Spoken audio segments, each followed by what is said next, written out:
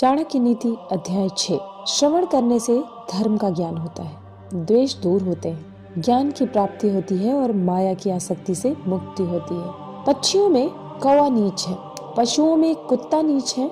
जो तपस्वी पाप करता है वो घिनौना है, लेकिन जो दूसरों की निंदा करता है वो सबसे बड़ा चांडाल है। राख से घिसने पर पीतल चमकता है, तांबा इमली से साफ होता है, औरतें प्रदर से शुद्ध होती है, नदी बहती रहे तो साफ रहती है।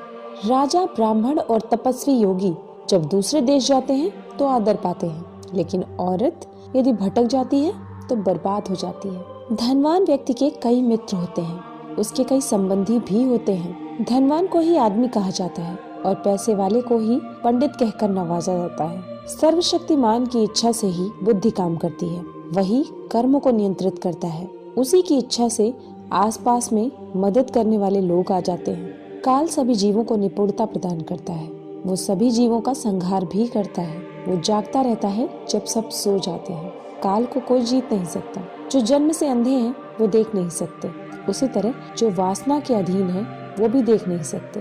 अहंकारी व्यक्ति को भी कभी ऐसा नहीं लगता कि वो कुछ बुरा कर रहा है, और जो पैसे के पीछे पड़े हैं उनको उनके कर्मों में कोई पाप दिखाई नहीं देता। जीवात्मा अपने कर्मों के मार्ग से जाता है और जो भी भले बुरे परिणाम कर्मों में आते हैं उन्हें भोगता है। अपने ही कर्मों से वो संसार में बंधता है और अपने ही कर्मों से वो बंधनों से छूटता है। राजा को उसके नागरिकों के पाप लगते हैं, राजा के यहाँ काम करने वाले पुजारी को राजा के पाप लगते हैं, पति को पत्नी के पाप लगते हैं, गुरु को उसके शिष्यों के पाप लगते हैं।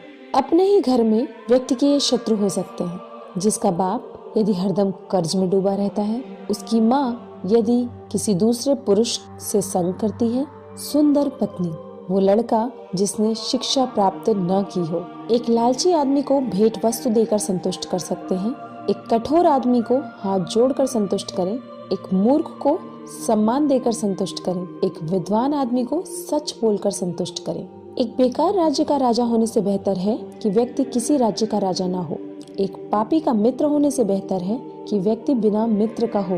एक मूर्ख का गुरु होने से बेहतर है कि व्यक्ति बिना शिष्य वाला हो। एक बुरी पत्नी होने से बेहतर है कि व्यक्ति बिना पत्नी वाला हो। एक बेकार राज्य के लोग सुखी कैसे हो, एक पापी से किसी शांति की प्राप्ति कैसे हो। एक बुरी पत्नी के साथ घर में कौन सा सुख प्राप्त हो सकता है। एक नालायक शिष्य को शिक्षा देकर कैसे कीर्ति प्राप्त हो। शेर से एक बात सीखें, बगुले से एक, मुर्गे से 4, कौवे से 5, कुत्ते से 6 और गधे से 3। शेर से एक बढ़िया बात सीखें कि आप जो भी करना चाहते हो एक दिली से और जबरदस्त प्रयास से करें। बुद्धिमान व्यक्ति अपनी इंद्रियों को बगुले की तरह वश में करते हुए अपने लक्ष्य को जगह, समय और योग्यता का पूरा ध्यान रखते हुए पूर्ण करे। मुर्गे से ये 4 बातें सीखें। नंबर 1, सही समय पर उठें।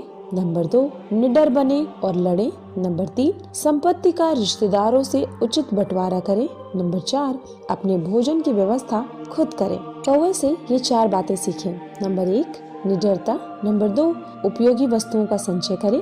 नंबर 3, सभी ओर दृष्टि घुमाएं। नंबर 4, दूसरों पर आसानी से विश्वास न करें। कुत्ते से ये बातें सीखें। बहुत भूख हो पर खाने को कुछ न मिले या कम मिले तो भी संतोष करें। नंबर 2, गाढ़ी नींद में हो तो भी क्षण भर में उठ जाए। नंबर 3, अपने स्वामी के प्रति बेझिझक ईमानदारी रखें।